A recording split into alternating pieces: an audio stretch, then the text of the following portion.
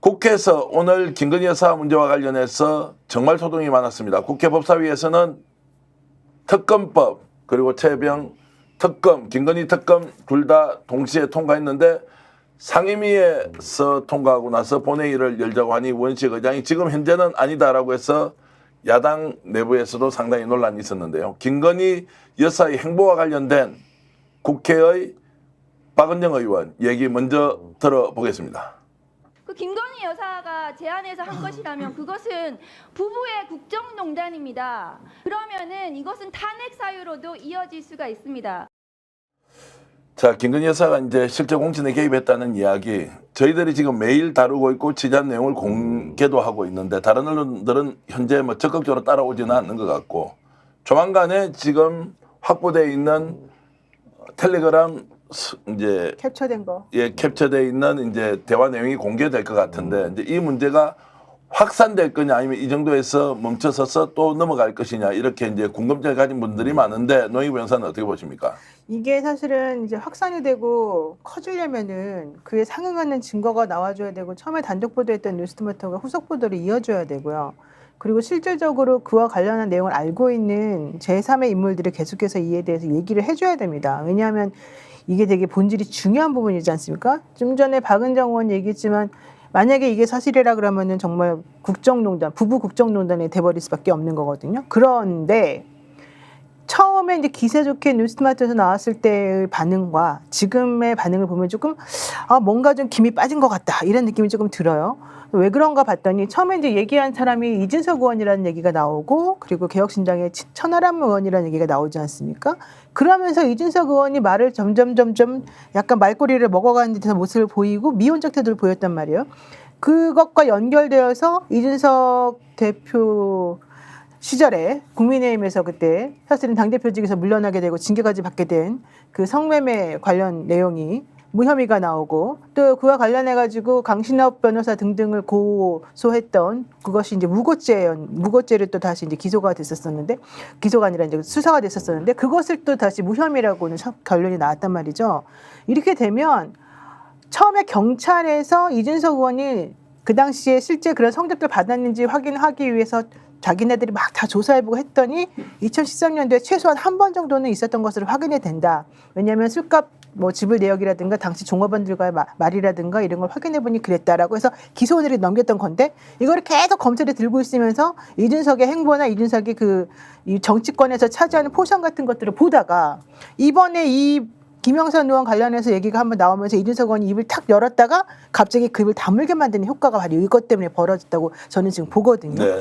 그렇다면 이런 식으로 지금 문제를 봉합하려고 지금 안 보이는 손이 뭔가 움직이고 있다 이렇게 생각이 들고 그래서 이게 확산되기는 조금 안 보이는 이 뭔가 이 바리케이트가 쳐져 있는 게 아닌가 이 생각이 들어요. 왜냐하면 김영선 의원도 당사자였는데 본인도 지금 사실은 뭐 내정설 어느 기관장 자리에 내정돼 있다 이런 소리까지 나오면서 지금 관련자들에 대한 목소리가 점점 줄어들고 있거든요. 김건희 여사가 총선 관리에서 개입했다고 해서 단독 보도를 하고 자 지상파 종편이 상당히 많이 다루었습니다. 그렇죠. 논란이 됐는데 김건희 여사는 아랑곳하지 않고 바로 공개 행보에 들어가 버렸습니다. 변 대표.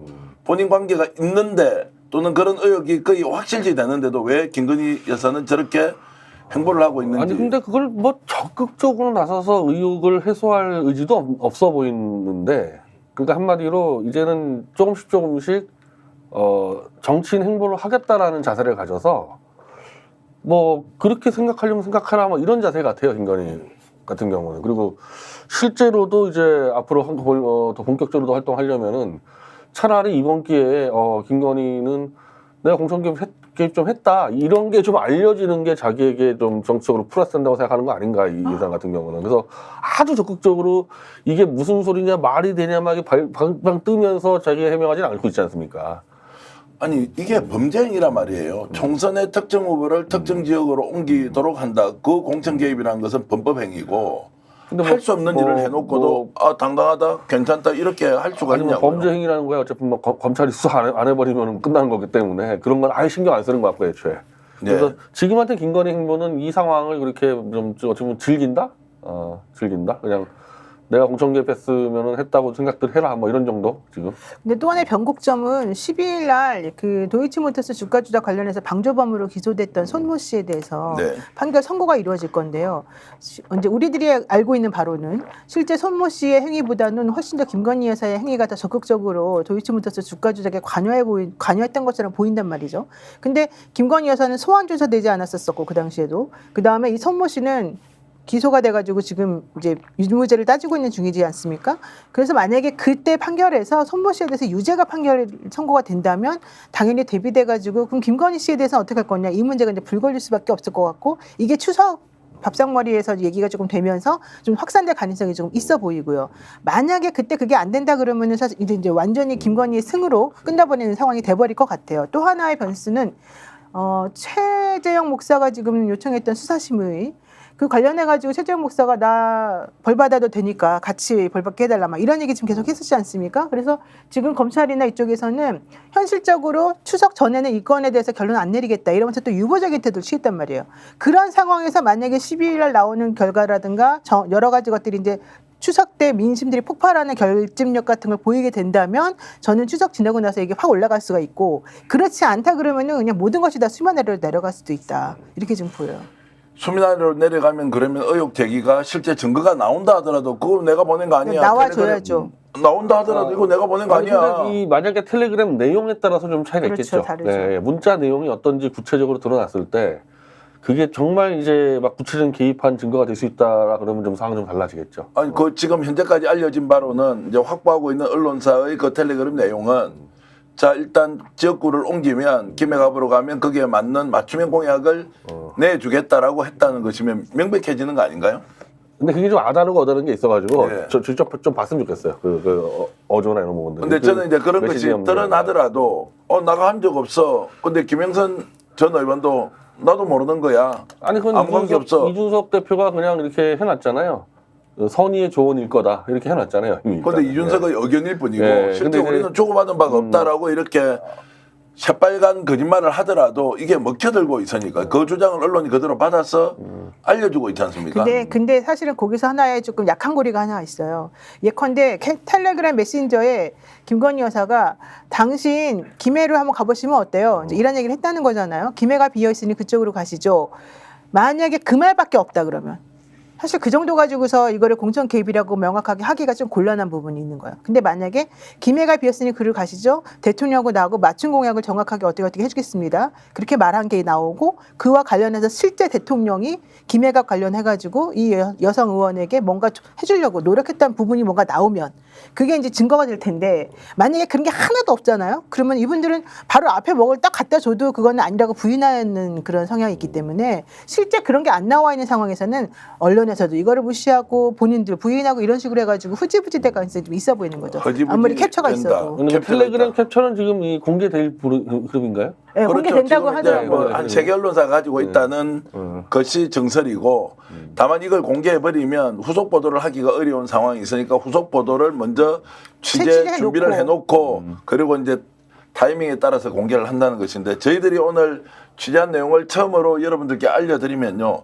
명태균이라는 사람이 김건희 여사와 이미 대선 전에 인연을 가지고 지역을 다니면서 그 당시에 윤석열, 홍준표 두 경선 후보 간의 각축이 치열한 상황에서 김영선 그리고 명태균이라는 두 사람이 윤석열 대통령 지지를 호소하면서 국회의원들을 만나고 있었다라는 것은 직접 저희들이 정언으로 들었습니다. 자, 이 이야기는 뭐냐? 대선 전부터 명태균이라는 사람이 김영선 의원과 잘 알고 있었고 윤석열 대통령 당선을 위해서 정확하게 말씀드리면 윤석열 후보의 대선 후보 결정을 위해서 활동을 했다는 것이고 국회의원들과 직접 접촉하면서 영남 지역을 중심으로 구체적으로 이제 다녔다. 그러면 김건희 여사와 맺었던 관계는 명태균은 대선 전으로 돌아간다는 것이고 대선 후보로 윤석열 후보가 결정이 된 이후에는 더욱더 적극적으로 선거 활동을 했다라고 이제 추정을 할 수 있습니다. 이게 김영선 당시 성남 일산에 있던 김영선 전 의원이 창원 의창으로 결정적으로 전략공천을 받는 계기가 된 것 아니냐라는 합리적인 추론이 가능합니다. 그러면 명태균이라는 존재가 이름을 들어보면 뭐 저런 사람이 그냥 명리학에 좀 빠져있고 역술인 아니냐, 사기꾼 아니냐 라고 이렇게 이야기할 수 있지만 실제 이 내막을 하나하나 들여다보면 엄청나게 많은 일을 대선 전후에 했다 이렇게 이제 추론이 가능합니다. 저희들이 국회의원을 만나서 직접 얘기를 들어본 결과는 이 사람이 대선 전부터 김건희 여사와 윤석열 대통령을 위해서 열심히 뛰었다 이제 이런 내용까지는 확인을 했는데 자 이런 것을 어떤 의미로 좀 풀이할 수 있겠습니까, 변 대표? 일단은 사실은 그 김영선 이제 전 의원이 일산에서 계속 활동을 하다가 창원 지역으로 이렇게 출마하는 과정이 약간 좀 이상하다는 했었거든요. 그러니까 거기에 이제 이 끈이 명태균으로 연결돼 있다고 좀 추론이 가능하고 실제로 일산보다는 당연히 그쪽 창원에서 그 노회찬 이제 정의당 나왔던 지역구 그 지역구를 빼놓고는 그 동네에서는 사실 훨씬 더 유리하죠, 당연히 그 경남 쪽이. 그러면은 일정 정도 그 명태균이라는 사람이 이 영향력은 충분히 있었겠다, 이 정권 하에서는. 그렇게 추론은 충분히 가능하겠죠. 근데 지금 사진에도 나오지만 이제 저런 뭐 인물이 어떻게 해서 김건희 여사와 연결이 됐고 대선 과정에서 정말 그 당시 사선 국회의원과 함께 다니면서 선거운동 또는 윤석열 후보를 지지해달라고 호소를 하고 할 수 있었느냐. 이것도 참 이제 아이러니한 이야기입니다. 오히려 저는 이 상황을 보면은 저 김건희 여사하고 원래 좀 더 깊이 알고 이 사람은. 네. 이 사람은. 그리고 나서 김영선을 잡아가지고 선거운동해가지고 그 당시에 홍준표 이제 경선 붙었을 때 과연 이제 이 당내 세력 다툼을 하지 않았습니까? 그래서 만약에 친박계이고 수도권이었던 김영선을 잡았으면 그게 꽤 큰 거 잡은 겁니다, 제가 볼 때. 네. 그러면 그 역할을 한 거죠, 이명태균 같은 경우. 그러니까요. 네. 그리고 이제 진짜 아크로비스타와 관계가 있다 없다 이런 것들은 저희들이 취재를 하고 있으니까 지금 말씀을 드릴 수 없지만 어쨌든 저 인물이 아무것도 아닌 여의도 주변에 있는 여러 소위 말하는 활동가 중에 한 명이다. 이렇게 보기는 굉장히 어려운데 일단 수면 아래로 내려가 있습니다. 왜냐하면 노희미 여사 너무 많은 사람들이 저 사람과 인연을 가지고 있는 거예요. 그리고 여론조사를 한답시고 실제로 제가 들었던 정언에 의하면 여론조사가 굉장히 이제 복잡한 상황으로 돌아가지 않습니까? 특히 조강특위, 조직강화특별위원회 같은 데서는 지역구에 대한 평가를 하고 할 때 여론조사 결과를 누구한테 맡길 거냐, 어떻게 할 거냐라고 하는 시점에 저 사람이 적극적으로 활동을 했다. 구체적으로 얼마를 주면 작업까지 가능하다. 뭐 이제 이런 걸 하면서 다녔다는 거예요. 그것도 현역 국회의원들을 만나서 그렇게 했다는 게 놀랍지 않냐고요. 야, 근데 진짜 실질적으로 여론조사 관련해서 무슨 조작했다거나 뭔가 영향력을 행사했다거나 본인이 말한 거를 좀 입증할 만한 뭔가가 자료가 있나요?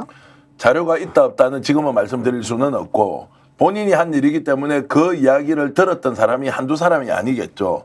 저도 제가 직접 확인이란 말은 직접 국회의원으로 들었던 이야기는 부산의 모 지역구에는 실제로 등수를 바꾼 적이 있다. 여론조사에서 예.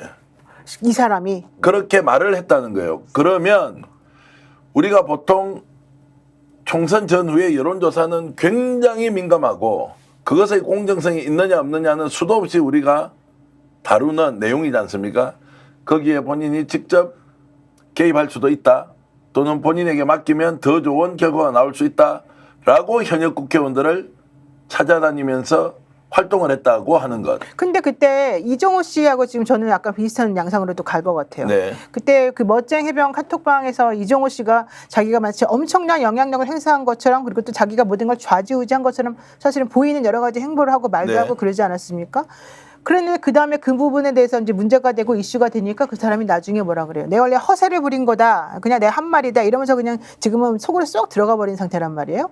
이 사람도 마찬가지로 좀 전에 지금 우리 정기환 평론가가 실질적으로 가서 뭐 취재를 했건 누구한테 들었건 이런 거가 있을 텐데 그런 거 관련해 가지고도 또 막 뭔가 정말 팩트 체크를 해보려고 한다면 아니야, 그거 그냥 장난이었어, 농담이었어. 이러고서 또 사실은 말아버릴 가능성이 있어요. 네. 근데 이 명태균이라고 하는 사람에 대해서 확인을 해보면 이런 얘기가 나와요. 정책 책사, 여의도 마당발, 그다음에 국힘 여성 의원들과 친분, 권력의 앙심을 품은 사람, 네. 양심 선언이 가능하냐? 그건 아닌 사람. 이런 식으로 사실은 얘기들이 계속 나오고 있거든요.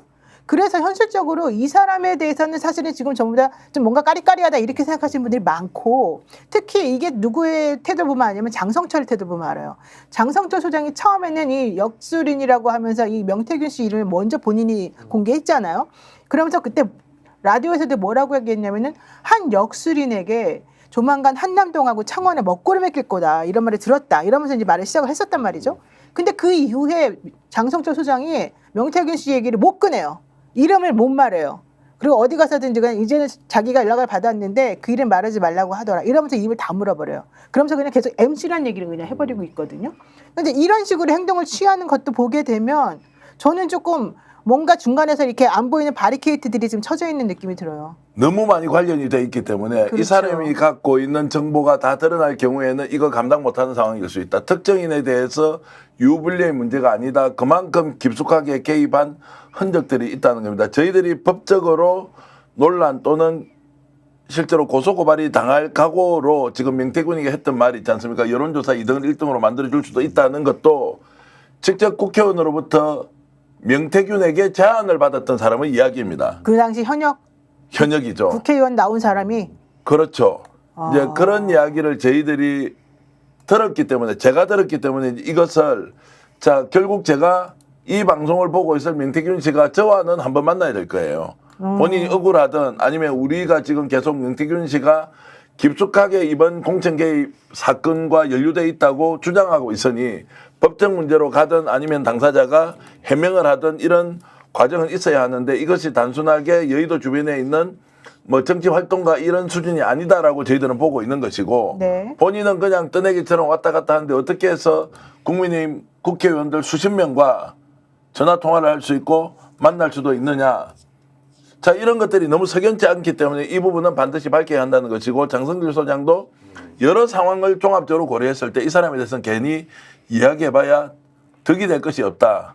뭐 이렇게 저는 생각을 한 것 아니냐는 이제 판단을 하고 있습니다. 근데 그러면- 최종적으로는 이분은 아직까지도 김건희 쪽을 돕고 있을 것 같고 이분은 근데 이제 배신을 당했다고 느낄 수도 있고 이 사람이 왜냐 이 사람이 김영선 의원이 자 너무 억울하다 약속했는데 그 약속이 지켜지지 않아서 내가 김 여사와 관련된 텔레그램을 폭로하겠다라고 격앙된 심정을 표한 적이 있고 이 이야기는 많은 사람들이 들었단 말이에요. 네. 그러면 그 메신저를 이 명태균이가 했을 가능성이 있기 때문에 명태균도 좋지 않은 감정을 가지고는 있을 수 저는 있다. 제가 지금 파악하기는 김영선 씨는 이제 이쪽이랑 선이 그은 걸로 알고 있거든요. 예. 그러니까 어쩌면 김영선 자체는 배신당하고 맞으니까 이쪽 다 끊고 지금 서울에서 지금 독립적으로 움직이는 것처럼 보이거든요. 예. 자, 그래서 이제 명태균이라는 사람이 지금 존재가 완전히 사라진 건 아니고 페이스북에 일단 폐쇄를 했고요. 또 이 사람은 지금 윤석열 대통령 부부, 당시 후보 부부를 만나기 전에는 지금 현재 야당의 유력 정치인들과도 상당히 교분을 가지면서 큰 일을 하려면 저와 만나야 됩니다. 라면서 본인이 가지고 있는 역량이 대단한 것처럼 많이 꾸미고 다녔죠.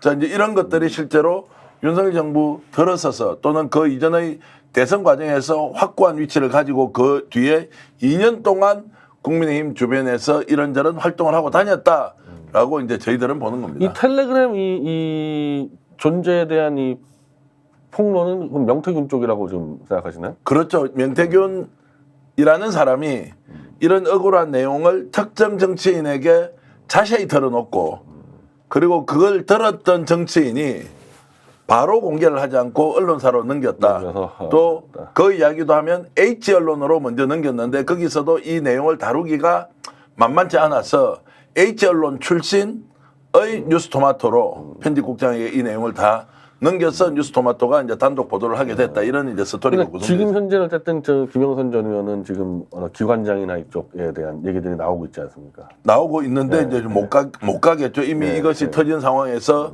그러면 뭐 대가를 받기 위해서 기다리고 있었다라고 우리가 가정하면 지금 이것이 이제 본인의 입으로 나왔던 이야기고 이것을 명태균이라는 사람이 여의도 주변에서 계속 총선 이후에 흘렸던. 자 보세요.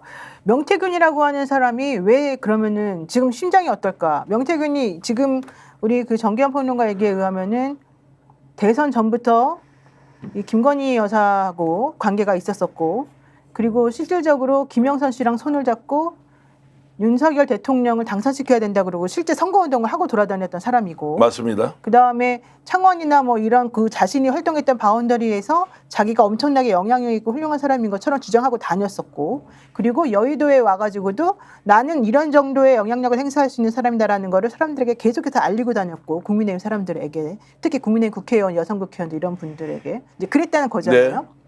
그리고 진짜 본인이 원하는 대로 윤석열 대통령이 당선이 됐고 그렇죠?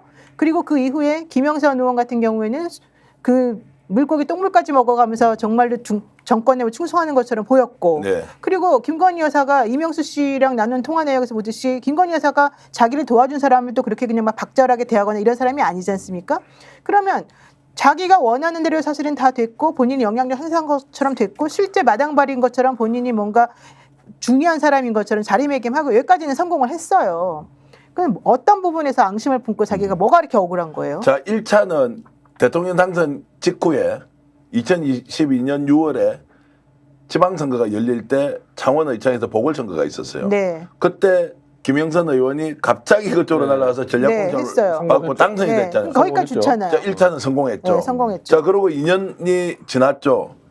지난 4월에 총선할 때 자, 김영선 의원을 당선시켜야 하는데 이 당선시킬 가능성이 당내 분위기로는 매우 낮았는데 네. 여기에서 묘수를 찾았죠. 그래서 창원의창이 아니라 김해갑으로 보내는 그리고 지역발전 공약을 주겠다고 하는 것들을 김영선 의원과 김건희 여사가 텔레그램으로 주고받았다라는 것까지 나온 것이죠. 네. 그러면 2차 작업에서 실패를 해버린 거예요. 2차 작업은 뭐죠? 공천을 받지도 못했고 김해갑으로 갔는데 아예 공천에 대상이 되지 않고 컷오프 돼버렸단 말이에요. 그때 이제 국민의힘 내에서는 자 지역구 활동 성적을 아무리 뒤집어 봐도 하위 몇 %에 들고 있다는 그 김영선 의원은 받을 수가 없는 거예요. 근데 이 사람을 살리겠다고 김해갑이라는 카드를 꺼냈는데 실제 실행하는 과정에서 좌초가 되어버렸죠. 그러니까 그때부터 이제 김영선 의원이 앙심을 품거나 명태균 씨도 왜 약속 지키지 않아? 이거 억울하다. 정치판이 원래 이런 거냐라고 하면서 바깥에 나가서 막 떠드는 거예요. 자, 이제 이렇게 돼서 2차 시도가 실패를 해버리면서 본인이 생각을 바꾸고 이 내용을 유력 정치인 A 씨에게 사실을 다 드러내는 거예요. 그 이게 이제 심각하고 그리고 지금 김건희 여사가 특검으로 가고 여러 가지 지금 국힘 내부 사정이 안 좋을 때 이것이 자연스럽게 추석 민심을 앞두고 터져버린 거예요. 그러니까 누가 기획했는지가 중요한 것이 아니라 그 당시에 있었던 상황이 1차 사건과 2차 사건을 구분해보면 명태균이라는 자가 어떤 역할을 했는지를 우리가 집중적으로 취재해 볼 필요가 있다. 그런데 취재는 저 말고 안 하는 것 같아서 오늘도 이것이 가지고 있는 엄청나게 안에 숨어 있는 비밀이 있는데 이것이 터져 나오면 감당을 못할 것이다 이렇게 생각합니다. 그러니까 명태균이 얻은 이익이 뭐냐는 거예요. 제가 궁금한 거는. 본인은 여론조사 같은 데서요 수천만 원, 뭐 억 단위를 제안을 해서 네. 뭐 활동을 돈을 받는 사람이 그렇죠. 여론조사를 했으니까 계속요. 여론조사를 하고 여론조사를 자신에게 맡기면 더 유리한 결과가 나오도록 할 수 있다고 네. 이렇게 이제 상업적 활동을 했는데 차라리 이제 저는 이런 상황 정도 되면 네. 자, 이 사실이 허위 사실이기 때문에 명예훼손으로 고소 고발을 할 거 아닙니까? 그러면 이제 실제로 나올 거 아니에요. 명태균이라는 자가 어떤 일을 했는지. 그건 정말로 법적으로 한번 따져볼 필요가 있다. 그 정언이라는 게 어느 정도 효과가 있을지는 2차적인 문제고 이 사람이 했던 행위에 대해서는 좀 밝혀져야 하는데 아직은 수면 아래에 있기 때문에 취재한 내용을 이렇게 이제 공개를 하면서 실제로 이 문제가 어디까지 갈 건지 스픽스는 끝까지 추적해보겠다는 그러니까 지금 생각이죠. 스픽스에서 바라보는 관점은 이 명태균이라고 하는 사람이 대선 전부터 김건희 여사 주변에서 얼쩡거리면서 내지는 정확하게 얘기하면 김건희 여사 주변이 아니고 윤석열, 김건희 사이에서 부부 또는 후보 주변에서 그 주변에서 예. 이 계속해서 자기가 뭔가 영향력을 행사하면서 대선에 자기가 기여를 했고 네. 그래서 그것을 기화로 해서 사람들에게 나 이러이러한 능력이 있는 사람이라고 얘기하면서 결국에는 공천 개입이니 인사 개입이니 이런 데에도 뭔가 관여를 했을 것이다. 지금 그것 때문에 취재해야 된다. 그리고 이렇게 김영선 되는 거예요. 의원이 실제 창원의장에서 전략공천을 받고 나서는 이 사람의 주가가 폭등하는 거예요. 그렇죠. 그 영향력을 딱 보여줬으니까 그때부터 어떻게 했어요. 그리고 본인이 김건희 여사와 가깝다는 얘기를 여러 차례 하고 다녔으니까. 그러면 이 동네는 천공이 있고 이종호가 있고 그리고 이 명태균이가 있고 뭐 또 이런 식인 거예요. 그러면 그러니까 경제 공동체 영역에서는 이종호 블랙펄 인베스트먼트 회장이 있을 수 있고요. 네. 정치 공동체 영역에서는 이 사람이 일정하게 또는 아주 크게 활동했을 수도 있다라는 네. 이제 추론이 가능한데 이게 어디까지 밝혀질지는 계속 좀 따져봐야 되겠죠. 자, 그런 과정을 이제 거치면서 이 사람의 역할이 무엇이었는지 하나하나 이제 저희들이 자, 챙겨보고 여러분들께 좀 알려드리겠습니다. 저희들이 이 방송을 하면서도 조회수가 확 늘어나거나 이런 게 아닌 이유가 있더라고요. 네. 명태균이라는 사람을 이야기하니까 일단 누군지 몰라요. 모르죠. 두 번째 계속 반복해서 이야기하더라도 김건희 여사가 공천 과정에서 개입했다는 의혹은 다들 이해하는데 거기 갑자기 명태균이 등장하니까 이거 뭐야? 라고 하면서 못 가지만 장성철 소장 그리고 개혁신당에 있는 의원들이 이런 내용을 잘 알고 있고 국힘에서는 이미 소문이 나 있고 이 사람이 하도 많은 사람을 만나가지고 국회의원들을 그리고 자기 과시도 많이 했고 실제로 여론조사 영업도 적극적으로 했기 때문에 그 과정에서 어떤 불편한 사실들이 있는지 알고 있더라 뭐 이런 말씀을 드립니다. 지난 경선 과정에서 당대표 경쟁을 함께 했던 김두관 의원도 함께 식사를 한다라고 합니다. 더 놀라운 거 오늘 공개를 하나 해드리겠습니다. 섀도우 캐비넷. 자, 차기 집권 플랜 중에 하나로 광범위하게 섀도우 캐비넷을 구성하는데 지금 현재 민주당 소속되어 있는 또는 당원이 아닌 외부 인사를 적극적으로 영입하는 활동도 저희들이 확인됩니다. 전직 국회의원, 현직 변호사 이런 분들을 통해서 정말 폭넓은 네트워크를 이재명 민주당 대표가 만드는데 자, 여기서 의문점이 놓이면서 하나 있습니다. 10월달 되면 지금 재판 결과가 나오지 않습니까? 네. 자, 그런데도 불구하고 이런 집권 플랜과 비슷한 방식으로 광폭 행보를 하는 이유 뭐라고 보십니까? 그러니까 그만큼 지금 현재 상황이 윤석열 대통령의 지지율이나 지금 터져 나오는 게이트들이나 이런 것들을 봤을 때 오래가지 못할 거다. 미리 준비를 해야 된다. 이렇게 지금 이재명 대표가 보고 있는 게 아닌가 이런 생각이 조금 듭니다. 현실적으로 뭐 민주당이나 야당을 중심으로 해서 탄핵 얘기도 지금 준비하고 있다는 얘기가 나오고요. 사실은 시스템적으로 A, B, C, D의 단계를 밟아가지고 뭔가를 차근차근히 준비하는 듯한 그런 여러 가지 움직임들은 포착이 되고 있거든요. 근데 지금 현재 뭐 대통령이 있는 상황에서 그런 거를 지금 공식적으로 말하거나 공개적으로 뭔가를 행동하기는 어렵지만 그럼에도 불구하고 더 이상 이런 식으로 놔둬서는 대한민국 망가진다. 이러면 다시 가역화시켜가지고 실질적으로 제대로 된 것을 할 수가 없다. 좀 더 밀어가지고 한다면 이런 생각을 좀 하는 것 같고요. 그러다 보니까 이재명 대표가 그동안에 사실은 가장 좀 약점이라고 할까요? 그런 것들은 뭐였냐면은 좀 포용력이 다른 사람들보다 조금 적거나 좀 자꾸 적이 조금 생기거나 이런 느낌이었잖아요. 근데 이런 거를 없애버리고 모든 사람들하고 지금은 이제 손을 잡고 모든 사람하고 화해를 하는 제스처가 있는 거예요. 예를 들면 문재인 대표하고도 이번에 뭐 이관지 지키려는 여러 가지 일이 있었지만 그거 전부 다 없애고 하나의 원팀으로 지금 이재명 대표가 강조를 하고 있는 거고 김두관 전 의원 얘기도 하셨지만은 김두관 의원하고도 사실 이번에 그 대표 경선할 때 엄청나게 치열하게 다퉜어요. 하지만 그거하고 별개로 이제는 우리는 다 원팀이니까 다 같이 우리 서로를 인정하면서 같이 한번 하나의 목표 향해서 가자 이러고 좀 움직이고 있는 거잖아요. 김종인 전 비대위원장 같은 경우도 사실은 이재명 대표하고 별로 잘 모르겠단 말이죠. 그런 상황인데도 이제 손을 잡잖아요. 그러니까 제가 보기엔 윤석열을 놔두고 나머지 사람들하고 전부 다 이렇게 연합전선을 펼쳐가지고 이 상황을 조금 타개하려고 하는 그런 큰 그림을 그리고 있는 것 같아요. 자, 광폭행보로 가게 되면 이제 대선 가도에는 뭐 훨씬 더 유리한 고지에 진입할 수 있다고 보지만 탄핵이라는 국면도 전혀 다른 상황에서 이 정권과 맞짱을 뜨고 끝장을 내야 되는 상황인데 이게 병립해서 갈 수 있습니까?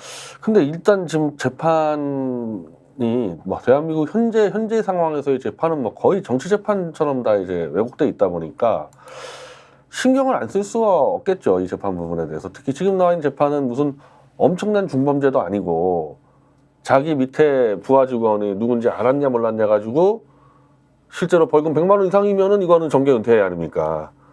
그러니까 어찌 보면은 현재는 법원이 이재명 대표의 정치 생명줄을 쥐고 있는데 대한민국 법원은 지금 정치적으로 왜곡돼 있습니다. 그러면은 뭐 저 같았어도 재판 앞두고 최대한 대권 주자로서 행보를 크게 휘둘러가지고 감히 법원이 장난 못 치게 해야 되겠다 그렇게 생각할 수도 있는 거고 또 하나 마침 이 한동훈이 지금 급추락하고 있다 보니까 현재 이 여야 1대1 대결에서 한동훈이 거의 더블 스코어로 밀린 상태입니다. 이재명 대표에. 그러다 보니까 마땅히 지금 현재 딱 드러나는 여당의 주자도 없으니까 이 기회에 지금 피치를 올려가지고 마치 예전에 2000년도에 이희창 씨가 야당 대표할 때 거의 뭐 압도적이지 않습니까? 그 정도까지 최대한 끌어올리면은 재판에서의 혹시 있을지 모를 이 불이익이라는 것들을 충분히 막을 수 있는 효과는 있겠죠. 오히려 재판에 일정하게 영향을 미칠 수 있도록 광복 행보를 한다 이렇게 이제 분석하시. 그렇게밖에는 다른 방법이 있겠습니까? 이 재판부라는 게 요즘 같은 뭐 윤석열 정권 들어와서는 이 재판부라는 게 믿을 수가 없기 때문에 그렇게 최대한 대권주자로서 행보를 해가지고 저는 솔직히 이런 그 야당의 대권 주자가 자기 부하 직원을 알았니 몰랐니 가지고 대권이 결정나는 거 정말 잘못된 상황이거든요. 근데 그거를 리스크를 이제 줄이려면은 그 수밖에 없는 거죠. 노영 변호사님 지금 1심의 선고에 대해서 예상을 좀 할 수 있습니까? 사실 잘 못하죠. 못한다는 왜냐하면 것은 저는 법리적으로 따지면은 당연히 예컨대 이제 지금 위증교사가 문제인 거 아닙니까? 네. 저는 그런 정도 말한 거 가지고서 위증교사라고 한다면은 대한민국에 위증교사 안 될 사람이 없다고 하는 게 제 개인적인 신조예요. 네. 그래서 현실적으로 제가 보기에 제가 만약에 판사라 그러면 당연히 무죄를 선고하겠죠. 또 내지는 제가 검사라 그러면 그런 거 기소도 안 하겠죠. 그런데 어쨌든 제가 검사가 아니고 제가 판사가 아닌 상황에서 벌어진 여러 가지 결과들이 제가 예측하지 못한 방향으로 흘러가는 게 많아요. 그래서 저는 지금 당장 그걸 가지고 뭐라고 말할 수는 없는데 요즘에 나오는 이 대세의 흐름이라고 하면은 이건 사실 이재명 대표에게 매우 유리하게 흘러가고 있다. 지난번 재판에서 검찰이 녹취록 때 부분적으로 발췌해서 틀었지 않습니까? 그랬더니 판사님이 그러지 말고 이재명 대표 측에서 이거 전부 다 왜곡해서 보도될 수 있는 내용으로 지금 풀었다. 심증을 잘못 형성하게. 그랬더니 그러지 마. 그러면 다 들어보자. 내가 다 들어보겠다. 이래가지고 지금 사실은 다 분위기를 다 바꿔놨단 말이죠. 그러니까 이런 식으로 따지면 예전에는 그러니까 윤석열 대통령 정권 초창기에는 수동적으로 검찰에 좀 끌려가는 듯했던 그런 판사들의 모습이 지금은요. 제가 보기에는 한 총선 이후로는 완전히 바뀌었어요. 그래서 이젠 좀 더 적극적으로 훨씬 더 본인이 이 재판의 흐름 같은 거를 끌고 나가요. 예컨대 지난번에 송영길 대표 총선 때 보석 안 해줬던 그분 같은 경우가 이번에 윤석열 대통령의 명예훼손 재판에 지금 재판장이란 말이죠. 뉴스타파랑 뭐 김만배, 신랑님 이런 사람들 지금 기소돼갖고 재판돼 있는 거기에 재판장이 지금 공판 준비 기일 한 2번 열렸는데 계속 그러잖아요. 검사들한테 막 뭐라 하잖아요. 당신들 도대체 이게 기소장이 이게 제대로 된 기소장이냐. 내용을 봐라. 이게 대통령 명예훼손하고 무슨 상관이냐. 다시 써라. 다시 해라. 계속해서 주문을 하고 상황에 대해서는 정확하게 이거는 당신들이 잘못하고 있다는 메시지를 계속 주고 있거든요. 근데 지금 이게 이재명 대표 사건과 관련해가지고 다 연결되는 그런 사건들이에요. 그래서 제가 봤을 때 흐름이 사실은 지난 총선 때부터 많이 바뀌었고 실제 요즘에 이재명 대표에 대해서 언론이 예전에 호의적이지 않았는데요. 요즘에 여론조사나 이번에 그 언론부터 나온 걸 보게 되면요. 이재명만 웃었다. 나머지는 다 떨어졌다. 이재명 가만히 있어도 전부 다 올라갔다. 이런 류의 기사들이 되게 많이 나와요. 그러니까 이거 자체가 저는 지금 하나의 흐름이다 이렇게 좀 보여집니다. 김민석 수석이 지금 1년 내에 이재명 대표의 이재명 집권 준비 마치겠다. 탄핵, 개헌, 계엄 이런 거 지금 어떻게 될지 모른다. 계엄 이야기를 다시 꺼내고 있고 구체적인 증거를 가지고 있고 만약 이것이 알려지면 그 사람 바로 구속인데라는 이야기까지 흘리면서 또 계엄 이야기까지 계속 이렇게 달구고 있는 모습을 보면 뭔가 탄핵에 대한 준비를 또 병행하는 거 아니냐라는 생각이 드는데요. 근데 이 김민석 수석의 인터뷰를 잘 보면 뭐 제가 동의 못하는 부분 때문에 그런데 네. 윤석열 정권은 결국 한동훈과의 내분으로 무너질 거라 그래서 저는 그 부분은 전혀 요소가 아니어서 네. 윤 정권은 그런 식으로 무슨 한동훈 정도의 검사들끼리 내분으로 무너질 가능성은 없고 무너뜨려야 되는 겁니다. 무너뜨려야 되는 거 사실은. 근데 무너질 거니까 미리 1년 뒤 집권 준비하자. 저는 좀 문제의식이 좀 다르게 봅니다. 네. 그러니까 지금 이재명 대표도 대권을 준비한다라는 행보와 어떻게 보면 비슷할 수도 있는데 윤석열 정권을 조기에 정리하겠다라는 행보와 대권 준비하고는 분명한 차이가 있거든요.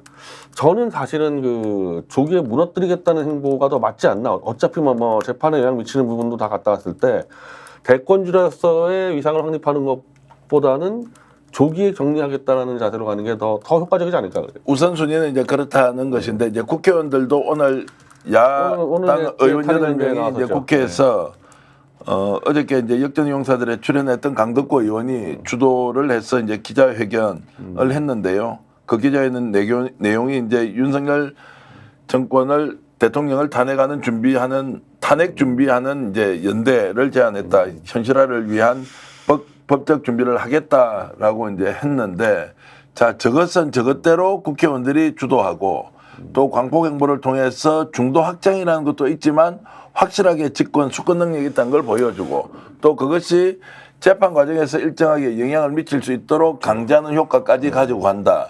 자 이러면 세 가지를 이제 동시에 다 좀 진행하면서 뭔가 정책 성과를 내보겠다 이렇게 이제 하는 거지. 우선순위는 차이겠지만은 동시에 진행이 가능한 부분도 예. 있게 해서 그러니까 저는 이제 이 김종인 씨 회동이라는 부분들이 그러니까 이제 이 정권 하에서는 이 중원 공략이라는 게 어렵지가 않은 게 네.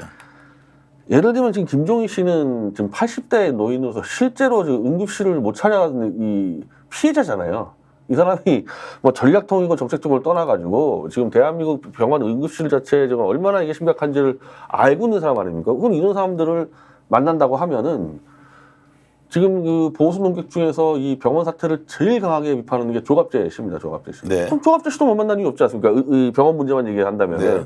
그런 식으로 확장해 나가면서 조갑재 대표는 이제 아예 그 윤석열이 지금 대한민국을 공동묘지로 만든다. 그러니까 조갑재 씨도 80세 넘었거든요. 그러니까 나이 드신 보수층이 지금 엄청 동요하고 있으니까 그쪽도 공략이 가능하죠. 사실. 근데 실제로 만나자고 하면 조갑재 언론인 조갑재 씨가 만나겠습니까? 저는 안 만나더라도 네. 딴 거 다 빼고 조갑재 씨하고 이 병원 문제 좀 조언 듣고 싶다. 뭐 이렇게 네. 할 수 있는 거 아닙니까? 지금 조갑재 씨는 6개월 동안 때리고 있는데 이 병원에 대해서. 지금 정규재 TV의 정규재 전 논설위원도 정규재 대표도- 씨는 네. 다른 건 다 까는데 이 병원 문제만 윤석열 편입니다. 그렇습니까? 왜 그러냐면 그분은 친재벌이다 보니까 저는 이 윤석열이 이번에 의사 시스템 박살내는 데서 재벌이 배후 있다고 생각하기 때문에 정규재 씨는 그것만 그 윤석열 편이에요. 자 최고야 간다님 그리고 코리아 피어님 신준호님 태권버이님 박종진님 그리고 챙차미님 이름을 뭐 윤석열이라고 쓰는 분도 있습니다. 여러분들 좋은 의견 주셔서 감사하고요. 종이땡이님 행복행복님 감사합니다. 자 이재명 후보 지금 대표가 이재명 대표가 대통령이 되려고 하면 단언을 안 한다는 이런 지금 댓글도 올라오고 있는데. 잘못하면 제가 그냥 김민석 수석의 인터뷰를 좀 보면은 예. 이거 또 침대 축구 하자는 거 아닌가 그렇게 느껴질 수가 있어요. 그렇게 느껴질 수가. 그러니까 어차피 무너지니까 우리는 대권 준비하고 침대 축구 한다. 이제 그렇게 가면 이제 제목 가는 거죠. 어제 헌법재판관 청문회를 좀 보니까요. 와 가관이더라고요. 김덕형 씨. 예. 아니 무슨 뭐 대답을 하는데 이것은 뭐 대답하는 게 적절하지 않겠습니다라는 이야기를 하도 반복적으로 많이 하니까 이게 무슨 헌법재판관이야라고 생각이 들었는데 그걸 떠나서 탄핵을 실제 추진하고 진행하더라도 지금 헌법재판관의 구성을 보면 탄핵이 되지 않겠다는 생각이 많이 들던데 법조인으로서는 어떻게 보십니까? 그래요, 맞아요. 그 얘기는 저도 여러 번 방송에서도 했었었는데 실질적으로 이 윤석열 대통령이나 그 주변에 있는 분들이 헌법재판소 재판관들을 믿고 있다니까요. 그 검사 탄핵도 지금 벌써 2번이나 기각당했지 않습니까? 완장일치로 다 또 네, 이제 네, 기각을 네. 해버렸잖아요. 그러니까 이제 물론 이제 지난번 국회 때 그 법사위원장인 김도 의원이 실질적으로 아무런 준비도 안 해가지고 그 안 검사를 탄핵을 못 시키게 제대로 된 자료도 하나도 안 내가지고 한 것도 있었었지만 이번 2번째 같은 경우 이정석 검사에 대해서도 사실은 제대로 된 게 안 나왔잖아요. 그러다 보니까 봐라 헌법재판소 재판관들의 성향을 좀 봐라 이제 이런 얘기가 지금 계속해서 나오고 있고 윤 대통령 같은 경우에는 우리 정면 승부하면 우리가 이긴다 이런 기조들이 주변에 쫙 깔려 있어요. 그러니까 법조인을 믿는 거예요, 자기네들이. 그리고 우리가 계속 얘기했지만 그동안에 뭐 캐비넷이 어쩌네 이런 얘기 있잖아요. 판사들의 캐비넷, 재판관들의 캐비넷 이거 자기네들 다 갖고 있다 이런 소문까지 쫙 돌고 있거든요.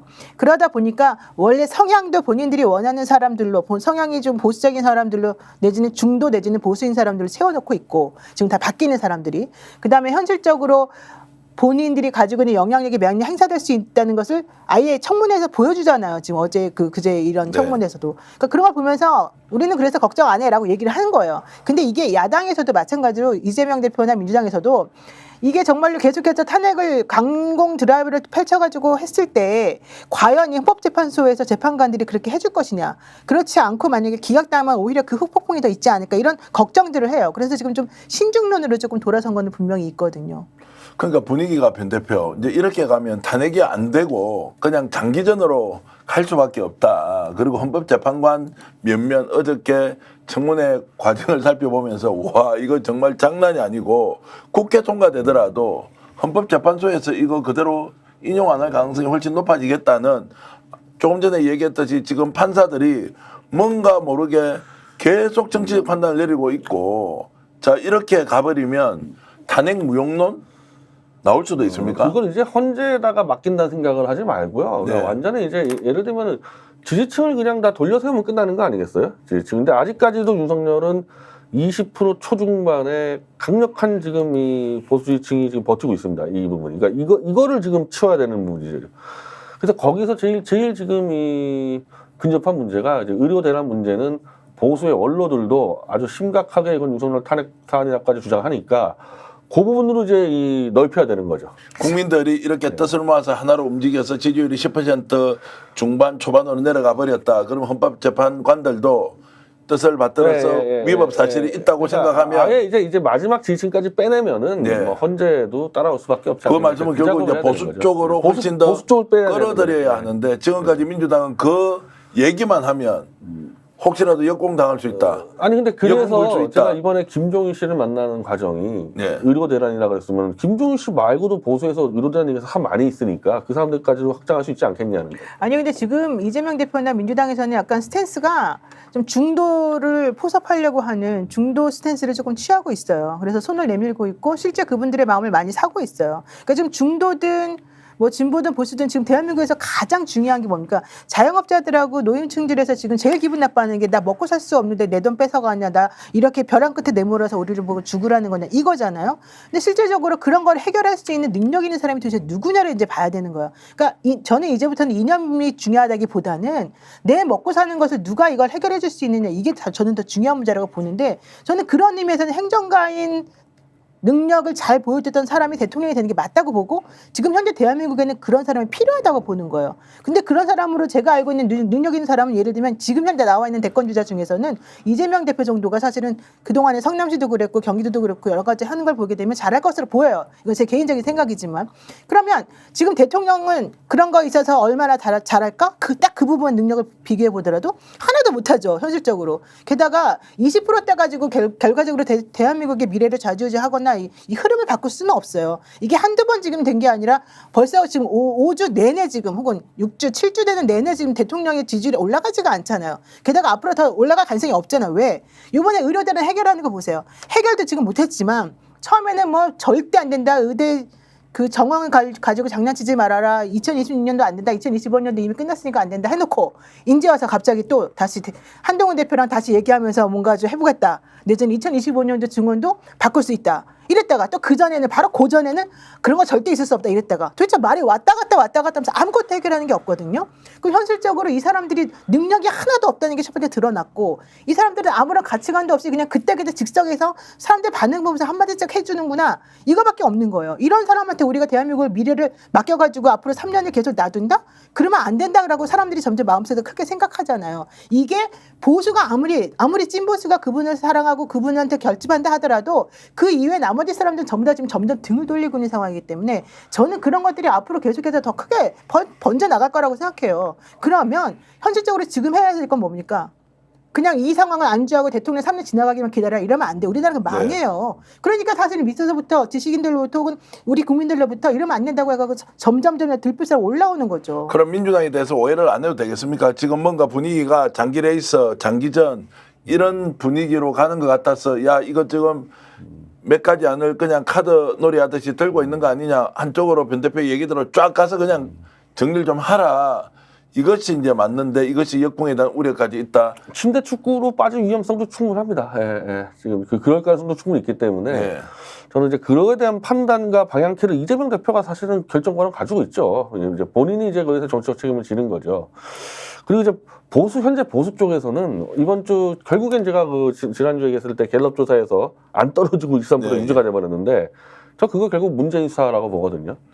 이 문재인 쪽 수사 맞아요. 들어가면서 네. 보수들이 또 결집을 이 말이 맞아요. 들어가서 버티고 네. 있기 때문에 이게 하여튼 20몇 프로라도 딱 버티고 있으면 탄핵 가기 굉장히 어렵습니다. 이게 이 마지막 이 핵심 지식이 버티고만 있으면은.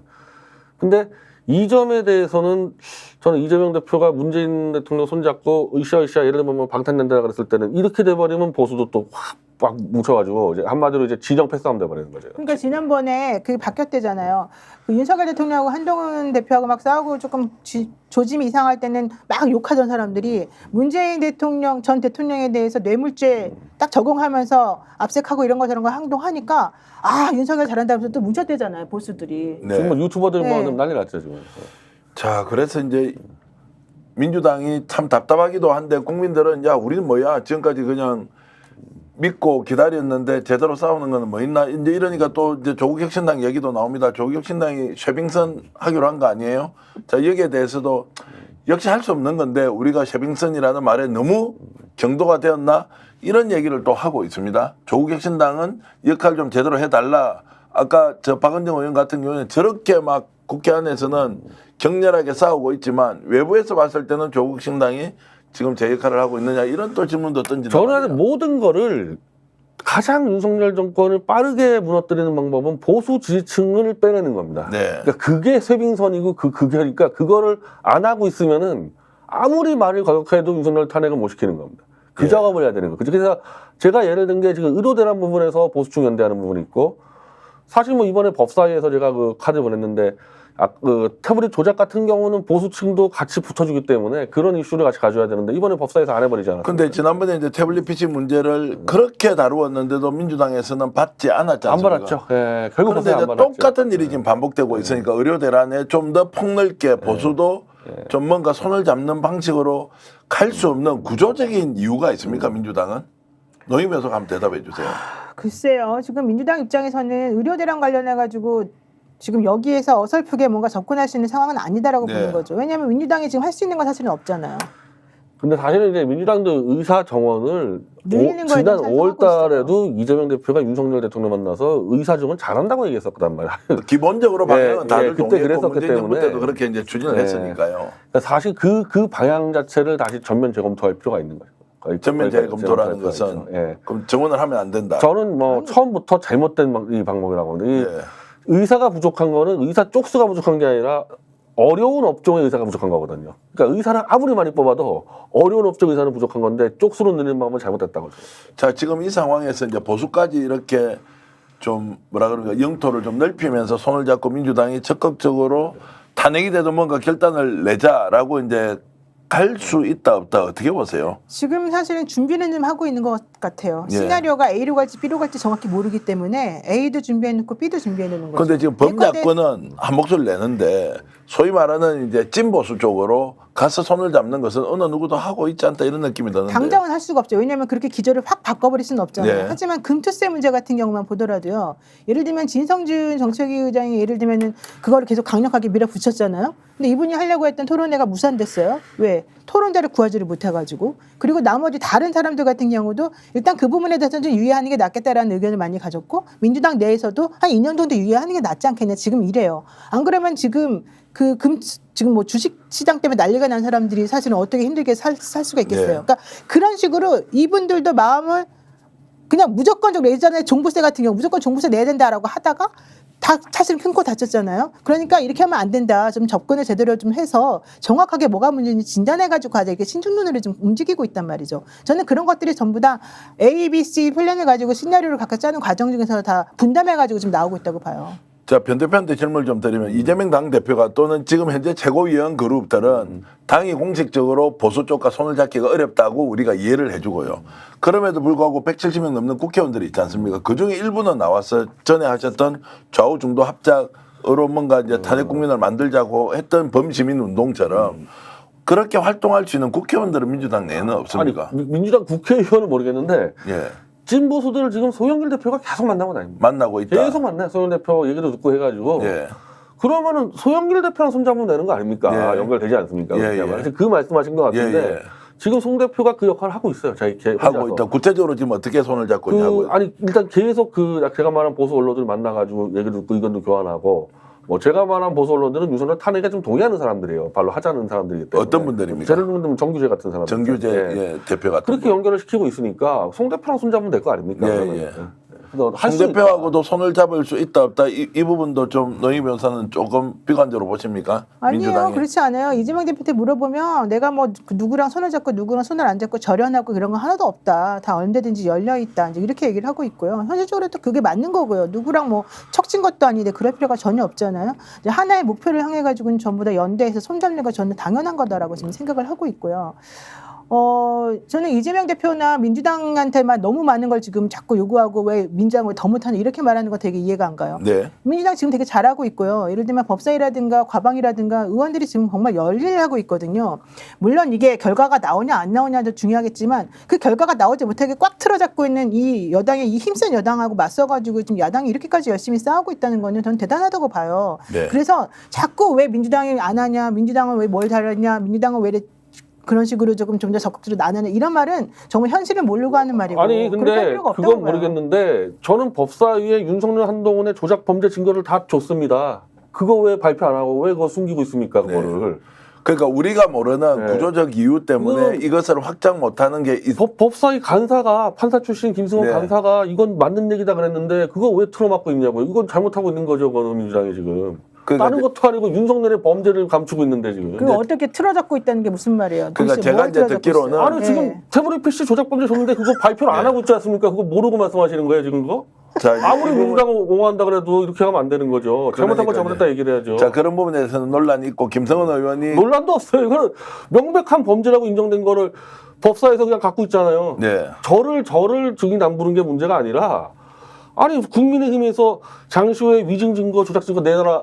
제가 증거 대놓는데 그거 감추고 있지 않습니까? 그거 잘한 거예요 그게? 자 그래서 이제 제가 너무 어이가 없어서 보기에는 그래요. 민주당이 민주당 잘하니까 뭐라 그러지 말아요. 내가 너무 어이없어서 그래요. 지금. 아니 이제 부분적으로 이제 그런 또 소방당 부분도 있고 출신이에요. 아닌 이제 부분이 있는데 어쨌든 민주당이 지금 제 역할을 좀 했으면 좋겠다는 기대가 많고 그러나 최선을 다하고 있다. 부족한 부분도 있다. 이제 이런 것들이 좀 섞여 있는 것 같고요. 부족한 정도가 아니라 이건 나중에 심각한 문제 될 겁니다. 이 네. 문제에 대해서는. 자, 그 부분도 이제 정청래 법사위원장이 거부를 했느냐 아니면 이제 김성원 법사위 간사가 거부했느냐 여기에 대해서도 이제 이견이 있긴 하던데 어찌됐든 이제 이 문제를 포함해서 좀 더 보수의 영역으로 손을 잡고 뭔가 좀 큰 판을 벌여야 하는데 민주당이 부족한 거 아니냐라는 의견으로 이제 말씀을 드리고요. 자, 민생지원금 문제와 관련해서 이재명 민주당 대표가 제가 봐서는 파격적이었습니다. 아예 선별 지원이라도 좀 해라. 다 내가 포기할 테니까 제발 좀 못 먹고 사는 사람들 좀 낫으라. 이제 이런 부분은 굉장히 저는 좀 가슴에 와닿던데. 저는 빨리 잘 판단 내렸다고 예, 봅니다. 예. 예, 왜냐하면 이게 의견이 막 찬반이 엇갈리지 않습니까? 그럼 일단 지금 시급한 거를 빨리 하자 그러면요. 그런 절차적인 문제들은 빨리 풀어주는 게 좋죠. 네. 그러니까 지금 보세요. 그 이재명 대표가 유연하게 행동하는 게 여러 가지가 있는데 예컨대 한동훈 대표가 말하는 그 특검법 제3자 추천안도 받았잖아요. 네. 또 그리고 제보공작 관련해서 뭐 제보공작을 생각하지도 않지만 어쨌든 그것도 받았잖아요. 그러니까 그쪽에서 뭔가 얘기하면은 그게 너무 그 본질을 해치지 않는 이상은 받아가지고 어쨌든 뭔가 해결하려고 노력하는 거예요. 25만 원 지원금 문제도 마찬가지로 받아요. 그러니까 상대방이 뭐라고 얘기하면 무조건 내 주장만 강하게 펼치는 게 아니라 그걸 유연하게 받아요. 받아가지고 어쨌든 간에 통과시킬 수 있는 한 걸음을 내디딜 수 있게끔 해줘요. 저는 그게 되게 중요한 부분이라고 생각하거든요. 근데 예컨대 그 민생지원금 문제도 그렇고 지난번에 그 문재인 정권 때 돈 푸는 문제도 관련해서도 이번에 윤석열 대통령이 뭐 지난 정권 때 돈 어머니만 풀었고 우린 돈도 없고 뭐 어쩌고 맨날 그랬잖아요. 근데 알고 봤더니 작년인가 재작년인가에 그 기재부인가 어딘가에서 그 보고서를 냈다는 거예요. 그때 풀어가지고 너무 잘했다. 그래서 그 당시에 어쨌든 효과가 좋았고 내수가 진작이 됐다. 그런 걸 보면서도 어쨌든 윤석열 정권에서 무조건 반대만 한단 말이에요. 근데 그런 걸 보게 되면 현실적으로 이런 정책을 펼치는 것이 실제 민생에 도움이 된다고 이재명 대표가 생각하니까 민주당에서는 그걸 계속해서 주장하고 과감하게 밀어붙이는 건데 상대방이 절대 안 받으니까 그걸 받을 수 있는 방향으로 뭔가 좀 깎고 옆에 좀 다듬고 이렇게 해가지고 하는 거잖아요. 그러니까 저는 이제 유연성보다는 확장성 면에서 굉장히 도움이 된다. 이제 일괄 지원보다는 선별 지원이라도 하라라고 했던 것인데 자, 변희재 대표 이러면 국민의힘에서는 받겠습니까? 대통령 받습니까? 이제 선별하라고 했으니까 지금까지는 현금 살포 안 된다고 했고 진짜 어려운 사람만 지원을 하자 25만 원 받겠습니까? 근데 어떻습니까? 그것까지 가면 잘 받는 게 문제가 아니라 이제 집권 여당이 책임지고 해야 되는 거죠. 예. 어차피 예산을 쓰는 거는 집권 여당의 책임이니까 이재명 대표 요구를 받는다는 문제가 아니라 본인들이 판단해 가지고 해야 되는 거죠. 그 문제가. 자, 그 부분 받을 것 같습니까? 어떻습니까? 그 판단이 어떻게 될 것 안 같습니까? 받는다는 게 지금 계속해서 그동안 보여줬던 행동들이거든요. 상대방 입장에서는. 저는 그래서 그게 참 경직돼 있고 정말 억지 부리고 그냥 무조건 내가 상대방의 의견을 좀 존중하는 것 자체를 내가 지는 거라고 생각하는 약간 유치한 발상이다 생각하는데 네. 그것을 옆에서 그러면 안 됩니다. 이걸 좀 대승적으로 관점을 바꿔서 생각해야 됩니다라고 충원해 줄 사람이 없다는 거예요. 예. 자, 그래서 이걸 좀 받아서 정말로 저희들이 생업의 현장에 가서 자영업 하시는 분들 이야기 들어보면 보통 문제가 아니라 이것은 거의 절망을 뛰어넘어서 더 이상 살아남을 수가 없다라고 그럼요. 하는데 국민들한테 필요한 민생지원금 좀 내려주고 또 내수시장 좀 활성화시키고 다 지역 화폐로 또 쓰게 하면 되지 않습니까? 저는 그런 것도 되게 중요하지만 예. 그거보다 그것도 이제 기본으로 하고 더 중요한 건 이거 같아요. 사실 여러분들 요즘에 느끼시는 거겠지만 전 정말 절실히 느끼는 게 우리가 코로나를 겪으면서요. 우리들의 대한민국의 문화가 바뀌었습니다. 대한민국이 9시 이후에는 실질적으로 밖에 나가가지고 활동하는 문화가 없어졌어요. 네. 예전에는 9시 이후, 즉 2차 문화가 있어가지고 소위 말하는 그래서 노래방이니 식당이니 술집이니 이런 부분들이 활성화가 됐었고 그게 결국은 동네에서 상가가 유지가 되고 임대도 되고 임차인도 거기서 먹고 살고 이런 자영업자들이 살 수 있는 기반을 마련해 줬었단 말이죠. 근데 코로나를 겪으면서 사실은 그게 9시 이후의 문화가 다 없어지면서 사람들이 이제는 돈도 없어서 쓰지도 않지만은 돈을 쓰거나 밖에 나가서 뭔가 좀 생활하거나 소비하는 문화가 없어지고 있어요, 점점. 저는 그것 때문에 지금 현재 자영업자들이 힘들어지고 있고 대한민국의 구조가 바뀌는 과도기적인 상태라고 지금 보는데 그 과도기적 상태에서 말라 죽어가는 자영업자들이나 이 사람들을 위한 뭔가 대책을 마련해 줘야지 네. 저는 된다고 봐요. 그게 되게 중요한 부분이거든요. 그래서 저는 소상공인들이나 그런 분들이 먹고 살 수 있는 길을 마련해 주는 게 그게 필요한데 지금 물론 문화는 그렇게 해서 바뀌어 나가는 것 자체를 제가 뭐라고 하는 건 아니지만 현실적으로 그렇게 바꿔 나가는 와중에 죽어가는 사람들을 위한 뭔가 대책을 마련해 줘야 되는 거죠. 근데 거기에 대해서 지금 대통령이나 정부 여당에서는 아무런 생각이 없는 거예요. 위기의식도 못 느끼고 자영업자가 아무리 죽어나간다 그래도 거기에 대한 공감이 없어요. 저는 그래서 이게 정말 다 죽어가지고 바닥이 뿌리째 흔들리기 전에 이걸 해결하는 부분이 꼭 필요하다. 그래서 저는 그래서 25만 원 민생지원금에 대해서도 그런 의미에서 저는 일단 오케이라고 좀 본다는 네. 거거든요. 그러니까 그런 부분에 대해서 좀 정말 생각을 좀 해줘야 돼요. 해주는데 할 것 같습니까? 그래. 안 한다니까요. 그게 바로 문제라는 거예요. 그게 예. 그분들이 안 한다고. 왜? 그 사람들은 공감 능력이 없고 그 사람들이 이렇게 힘든 자영업자들의 생활을 몰라요. 솔직히 말하면 검사들이나 우리 소위 잘 나가는 법조인들이나 이런 사람들 2차 어디 가는지 다 아시죠? 얼마나 비싼 데 돌아다니면서 얼마나 쓸데없는 돈 내고 다니면서 먹고 사는지 몰라요. 지금도 그런 문화들은 속에 곳곳이 들어가 있어요. 하지만 우리들의 소상공인이나 우리들의 바로 옆에 있는 시민들이 살아가는 포장마차나 정말 선술집이나 이런 집은 다 없어진 지 지금 오래예요. 그럼 그분들 다 어디 가서 먹고 삽니까? 근데 이제 경기가 다 없어지고 정책적으로 이렇게 돈을 그냥 뿌리는 거 자체가 도움 안 된다고 생각하는 그런 정책에 대한 그 신념들도 있는데 네. 만약에 이 정권이 그런 문제 때문에 안 받는다 그러면은 돈을 안 뿌리는 대신에 뭐라도 다른 걸 하는 최소한의 그 진정성 성의가 있어야 되는데 그 조치가 안 보이니까 이 사람들은 도대체가 지금 민생에 대해서 관심이 있는 거냐 이러니까 욕을 먹게 되는 거죠.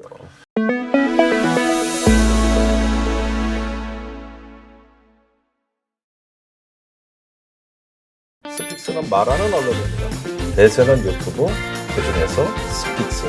좋아요, 댓글, 구독, 알림 설정. 여러분이 저희를 사랑해 주시고 우리가 여러분을 사랑하는 4가지 방법입니다.